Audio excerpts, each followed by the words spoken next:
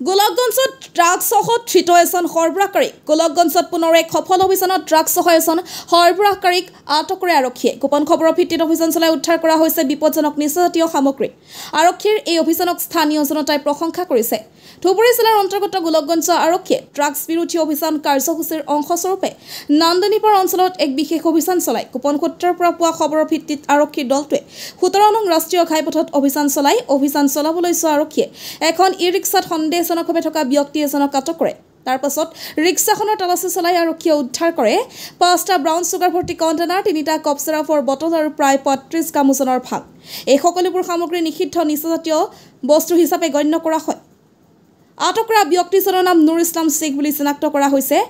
তেওঁ হৈছে উচিতাগাঁৱৰ সাদিক আলীৰ পুত্ৰ আৰক্ষীৰ সন্দেহ ধৃত নুৰ ইছলাম ড্ৰাগছৰ এক গভীৰ সৰবৰাহ চক্ৰৰ সৈতে জড়িত গোলকগঞ্জৰ পৰা Tapan report north east frontier news তোর নাম কি হ্যাঁ নুর ইসলাম বাড়ি কোটায় উচিতে পাট কি